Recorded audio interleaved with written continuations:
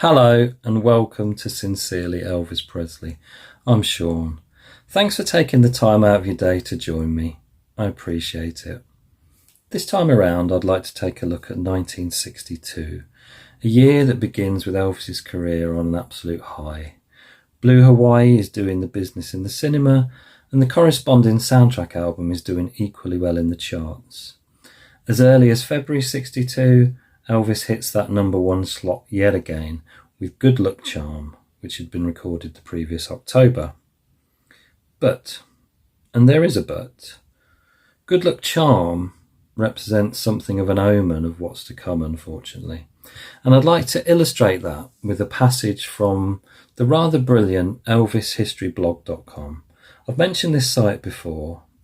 I'd highly recommend that you check it out.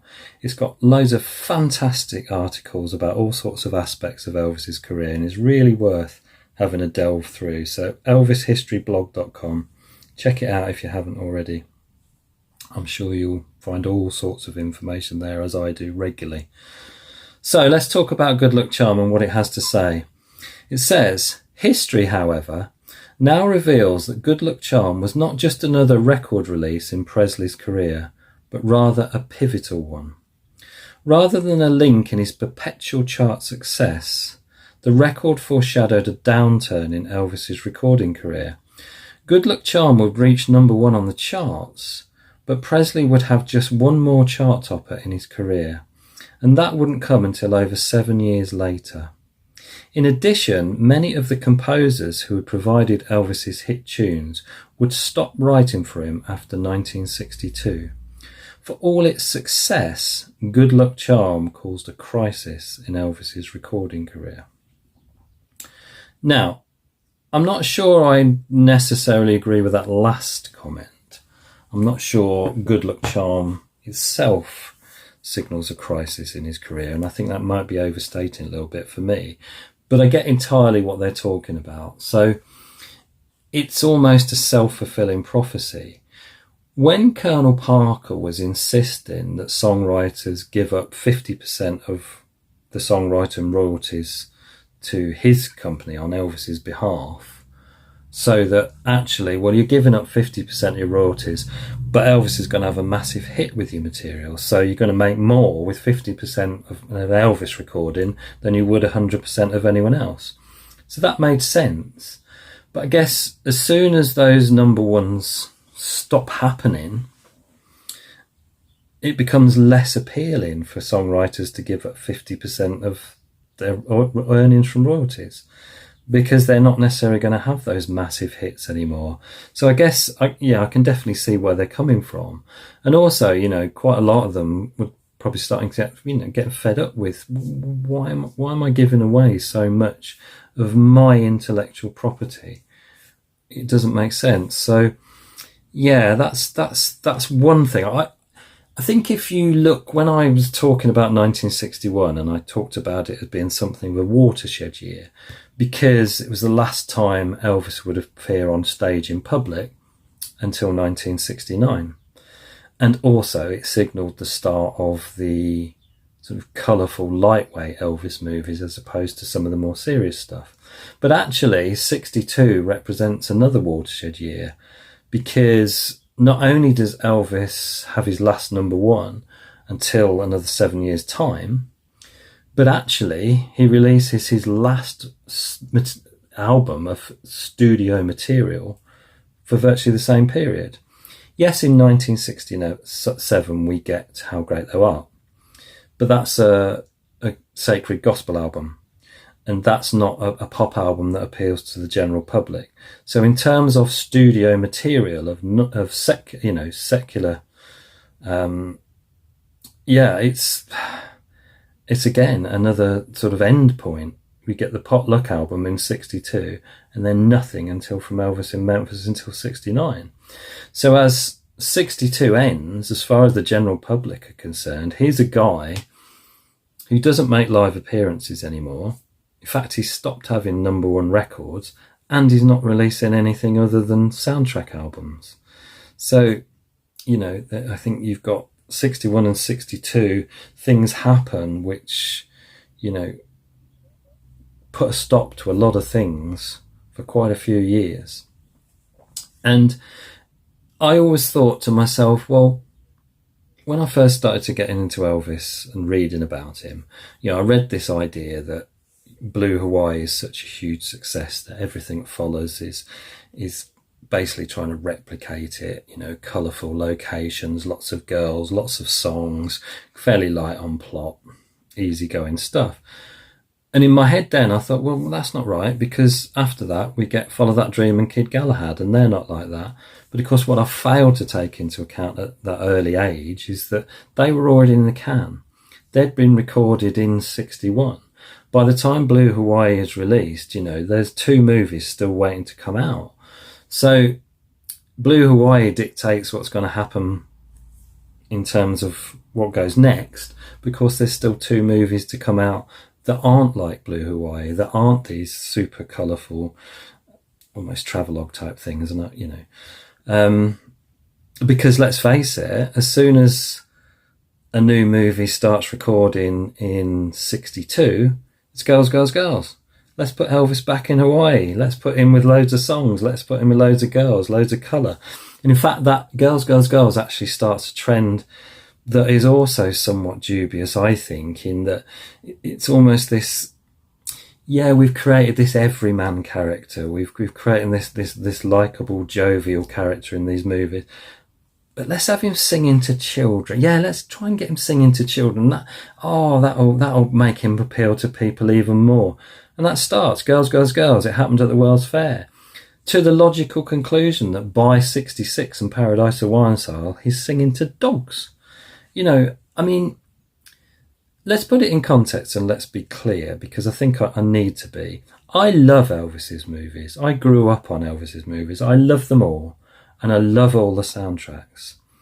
But I think when you're talking about Elvis history, you really have to try and stay objective and look at it from how the general public perceived it. And yes, I know those movies were important because that's the only way his fans got to see him. But that's the fans. The world. There's a wider world out there that wasn't Elvis fans, and they perceived this guy who started it all. He was an innovator. He had this incredible wealth of talent, and you're throwing him into these lightweight movies, singing to kids and singing songs that often don't survive outside of the context of that movie. So you put them on a soundtrack album and it doesn't stand up on its own. So, I just wanted to be clear. I love Elvis's movies. I adore them. But they did him a lot of damage in terms of his career. I think it's hard to argue that isn't the case. It just shouldn't have been the case that they were sort of neutralising and nullifying that incredible talent. And anyone that has any doubt of the effect it had on Elvis's psyche, just listen to the interviews he gives to the producers of Elvis on Tour, where he says it was making him physically sick having to make those movies and adhere to those contracts. It wasn't great. But anyway, we're not there yet.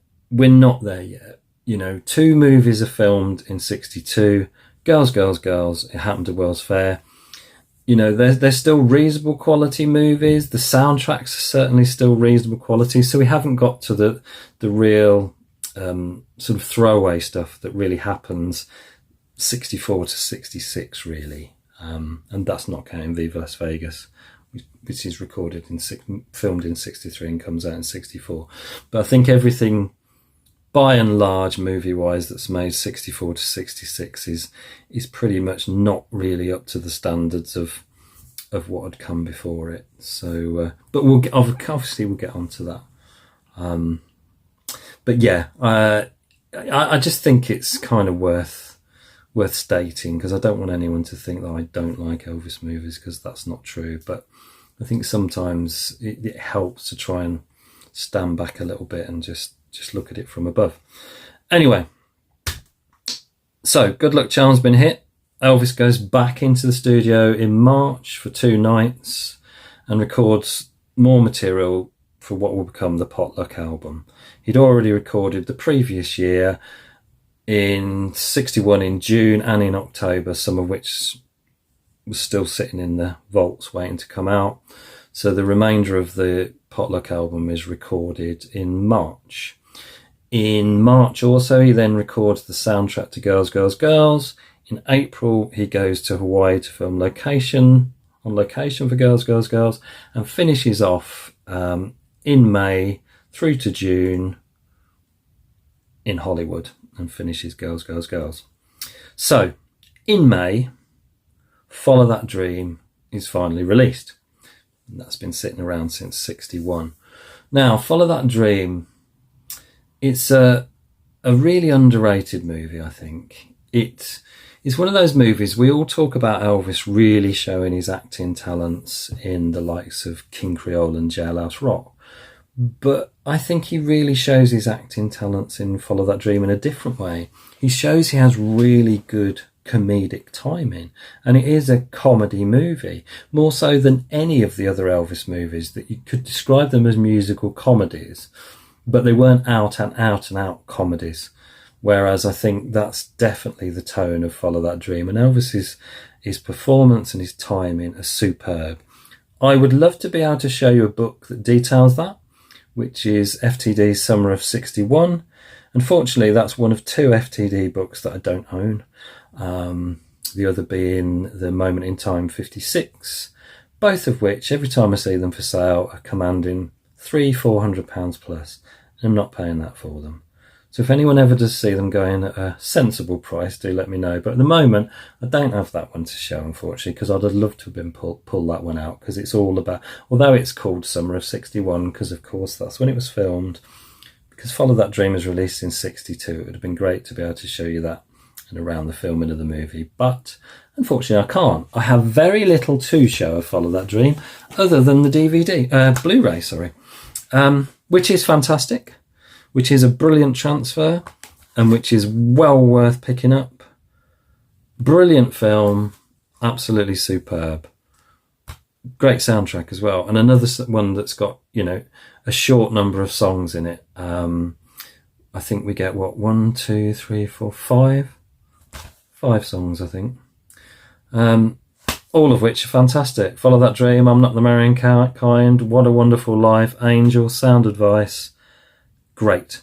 Obviously not enough for a full soundtrack album. We did get an EP, but Follow That Dream is right up there. It's definitely in my top 10 of Elvis movies. In fact, it probably creeps towards the top 5 for me. It really is that good.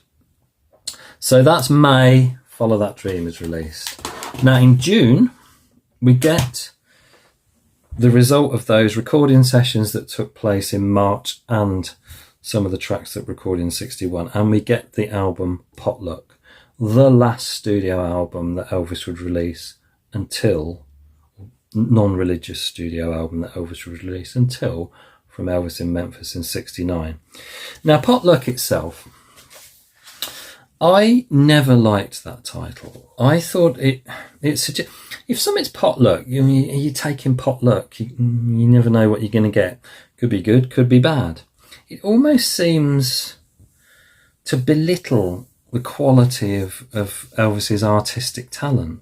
You never know what you're going to get. I mean, I know they went with something for everybody. There was something that will appeal to everyone on this album, but that's not what Potluck does to me. I think I just think it's wrong. I think what they could have gone with was anything from the album, couldn't they?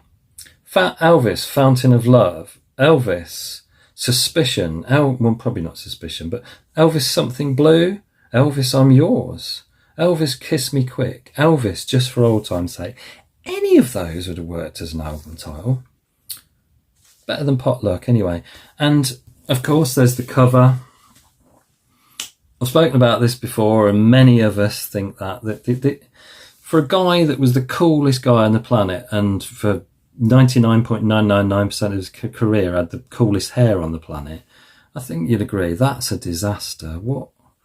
I mean, if you sort of cut it off there, it's not, but you get this I don't know what that is. And also, really, this is 1961 Elvis, because it's the summer of 61 when Potluck has been recorded. Follow That Dream's been recorded. Now, we know that the Colonel was the one that provided the photographs for RCA to use on the album covers. So maybe he was thinking, as Follow That Dream had just come out, let's put a Follow That Dream era publicity shot. Maybe that was the thinking. But to me, it should have had a more contemporary photograph of Elvis. In fact, I've had a crack myself. What do you think? I personally think that's loads better, but that's the kind of thing I think they should have gone with.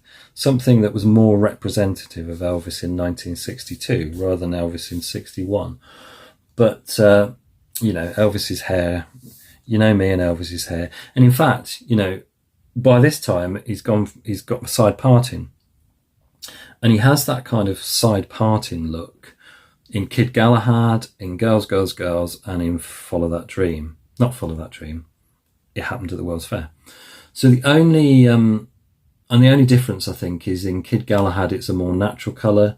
By the time he's in Girls, Girls, Girls, it's gone jet black again, and it stays that way pretty much from then on. I don't think he goes back to his natural colour after 61, really.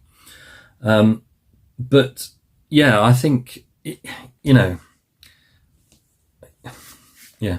it's not the best cover. It's not the best shot for me, but it is a fantastic album.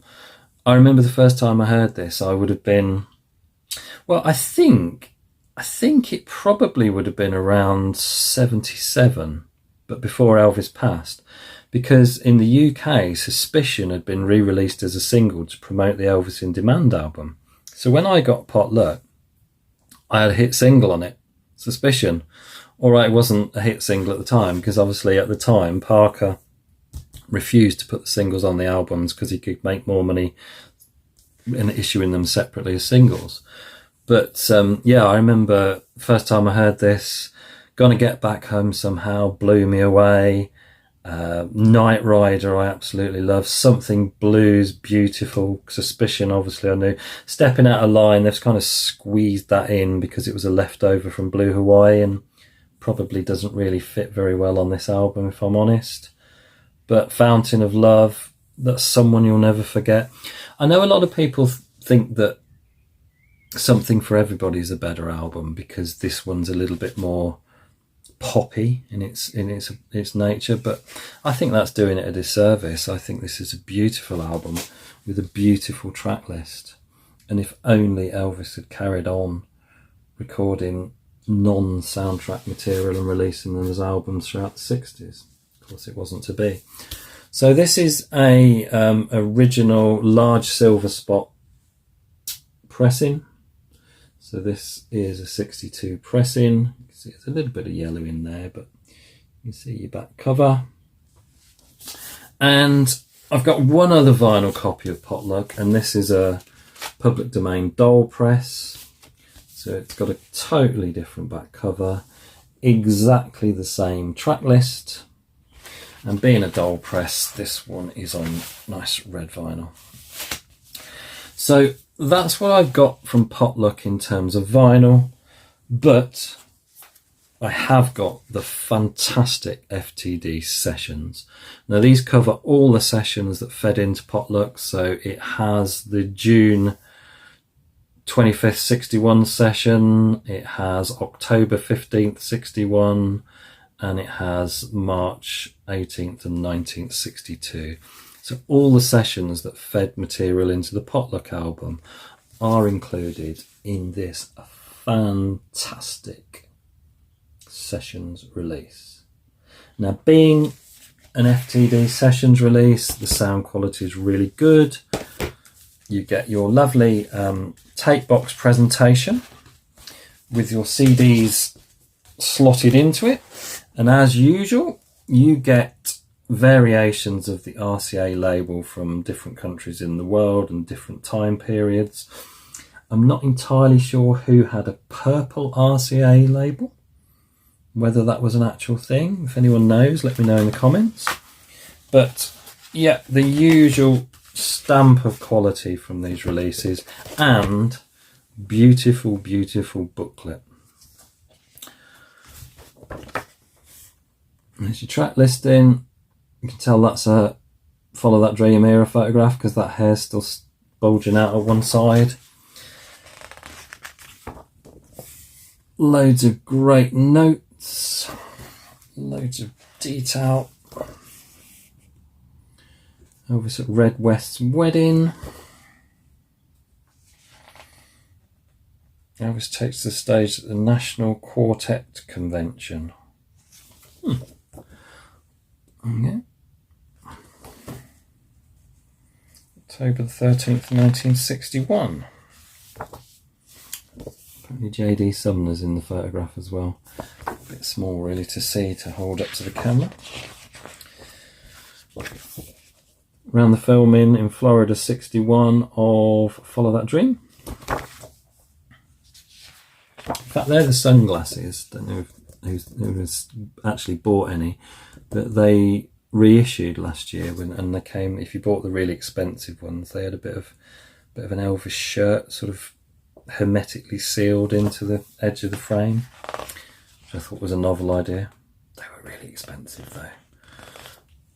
And as I take prescription lenses, not something, for once, I couldn't be tempted by those. So there we get your session data and various single releases. That one's an interesting one. So that is an Italian single for Good Luck Charm. And it's got like a chili pepper on a keyring. Now I've heard of a rabbit's foot on a keyring and that sort of thing, but I wasn't aware a chili pepper was a Good Luck Charm, but obviously it must be. It's not mentioned in the song though, is it? He definitely doesn't mention having a chili pepper. Just beautiful, beautiful, beautiful stuff. You know, I think the same as a lot of people. If I had to do without the FTD releases, as long as I had these sessions, that's all I'd need, because they really are the absolute zenith of what FTD produced for me, and I know from many others too. They're just spectacular releases, absolutely spectacular. So there we go, Potluck Sessions. So Potluck's released in June, and then in August Kid Galahad comes out. Kid Galahad in itself, I think, is a fine movie. It's not up there as the very best of Elvis's movies, but you know, it's up there as a decent quality movie with a fantastic soundtrack.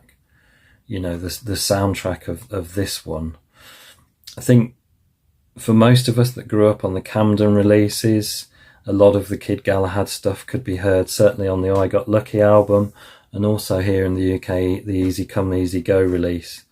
And you know, everyone, again, you know, we're not in the era where the soundtracks have to have sort of almost filler stuff that's throwaway and doesn't stand up on it. Anything from this and Follow That Dream stands up on its own. It doesn't need to even be labelled a soundtrack. If you just got given that material to listen to, they're just great songs. You know, they have a life way outside of the movie. And what we do get with Kid Galahad, we get another Follow That Dream Sessions release. Now this was one of their earlier releases, so in those days, rather unadvisedly, I think they were going with covers like this for the box, which, you know, I like the presentation of the Elvis session tapes as tapes when you fold the inner bits out, but as a front cover, you know, compared to where they've gone recently, it's night and day. This is pretty awful, I think. So I'm so glad they've sort of gone with these kind of releases, because the backs pretty much exactly the same layout, but yeah, that's not a great cover, is it?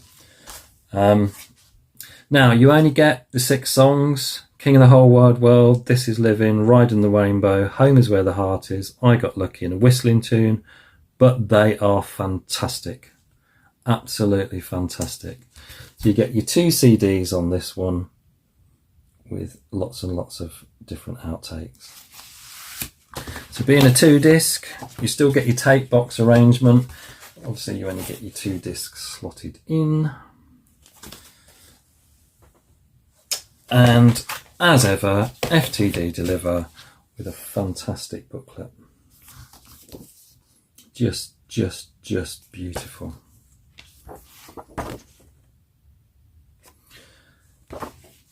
Is that the shot that I used for my mock-up of Potluck? I think it's definitely the same shirt.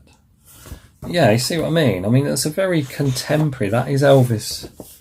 Well, it is Elvis from the previous year because Kid Galahad was shot the previous year. But that kind of hairstyle is exactly what you'd maintain through Girls, Girls, Girls and It Happened at the World's Fair.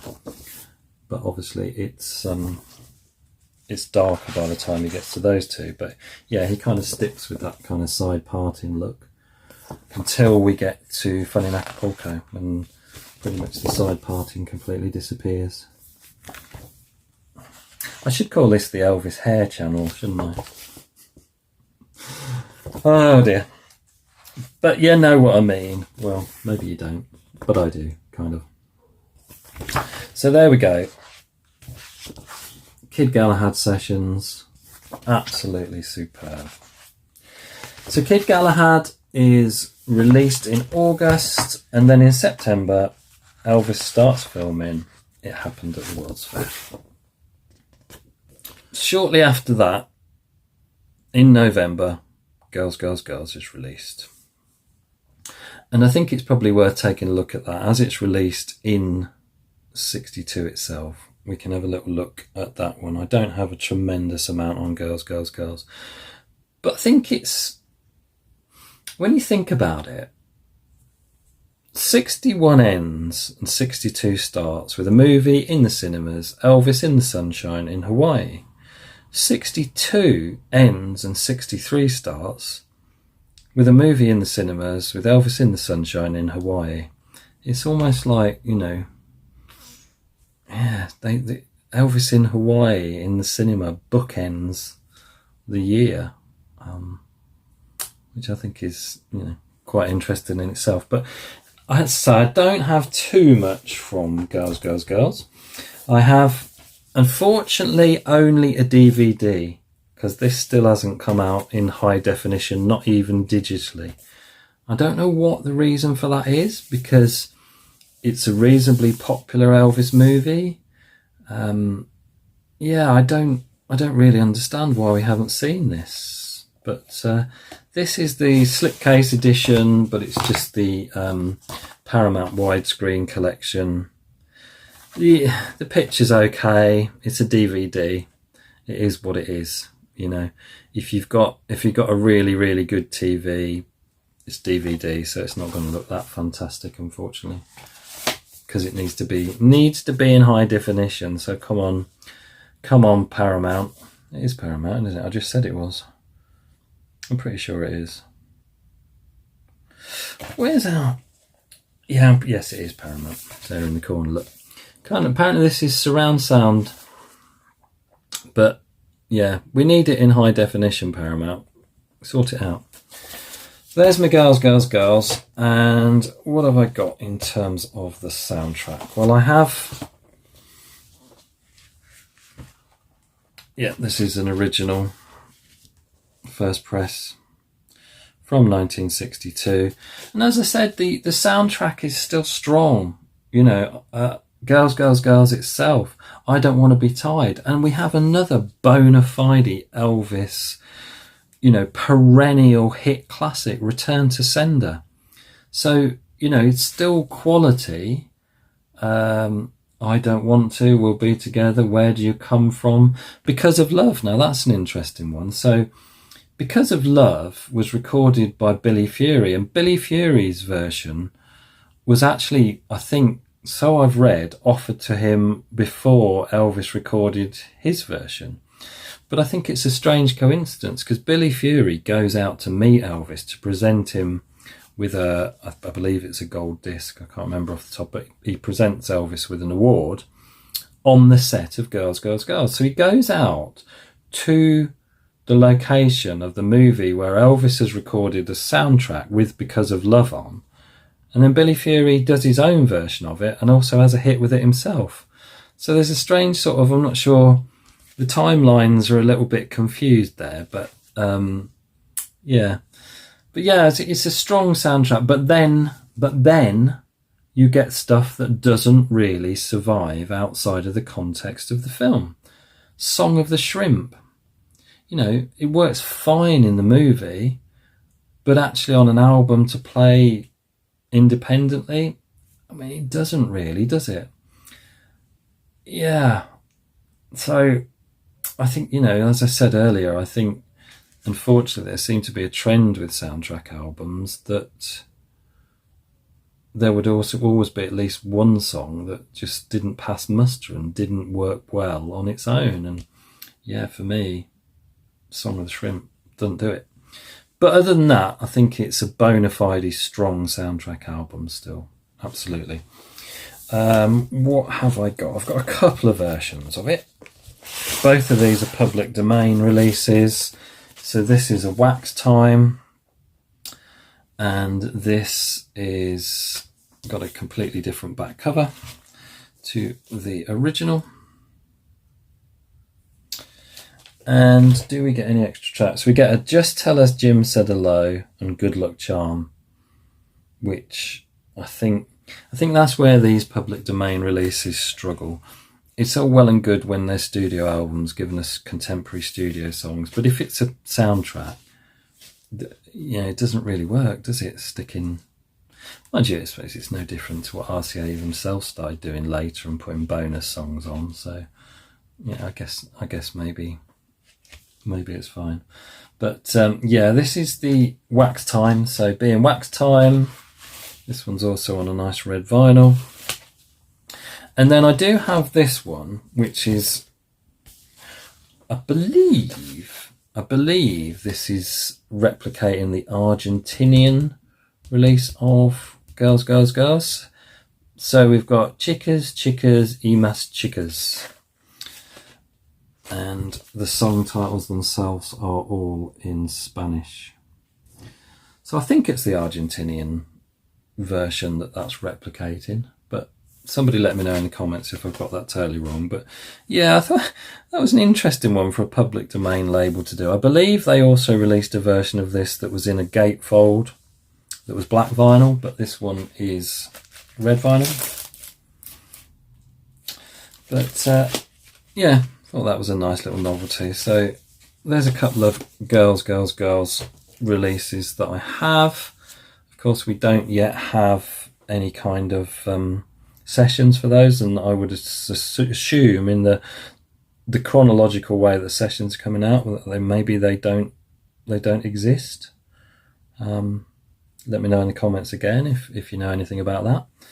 But that's kind of 1962, really. It's a bit of a mixed bag. Elvis's career is still riding high, and it continues throughout the year. You know, during that year he's had a #1 hit. He's had a movie that's massive. He's released a studio album that, although doesn't do the kind of numbers that Blue Hawaii did, you know, still sells worldwide around about 870,000 copies. So it's not a failure by any shadow of the imagination. But yeah, I think we end up with, you know, like I said, that whole, we leave 1962, Elvis is in the cinema, still in Hawaii, albeit in a different Hawaii as a different character, different locations. But, you know, he unfortunately has had his last #1 that he'd have for some time, and he's released his last studio album for some time. So, you know, not great in career terms for that. One other thing is worth mentioning that happens in 1962 is we see the first issue of the UK Elvis special in hardback. So this says it's the 63 special, but actually it was issued at the end of 62. These were almost like, they came out in time for Christmas, and they were almost like annuals that come out for all sorts of things. And this is that there had been a 62 special, but that was a like paperback, more magazine-y. This was the first time that it came back as came out as a hardback. And this would, the Elvis specials would then continue. So the Elvis Monthly had started in the UK in 1960. In 1962, they had the first special. 63, the first hardback special. And these specials would carry on then until 1985. So every year, one of these had come out a month or so, a couple of months before Christmas. And, they'd carry on. But this is the first one. So, a nice little landmark that happens there in terms of fandom, to be able to put one of these out and start putting one of these out every year. Often they were quite out of date because of how early they were published. So, fans weren't getting bang up to the date information, but these were just fantastic. I remember getting one of these every Christmas from, I think, 76 onwards, and carried on getting them, as I'm sure many watching this did do. But yeah, I just thought it was worth mentioning that, this is a nice little landmark that happens towards the end of 1962. It's very squeaky, or very rustly.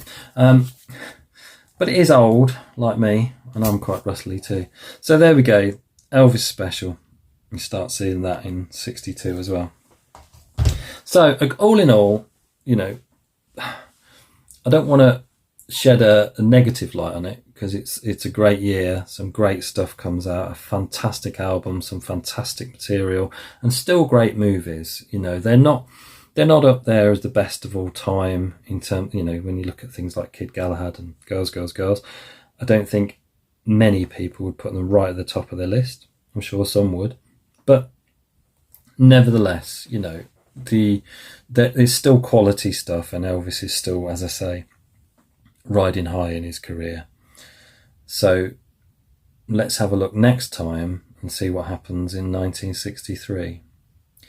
Thank you so much for watching. I really appreciate it, and I really hope you enjoyed today's video. So until next time, take care. Ta-da. We'll meet you again. May God bless you. Adios.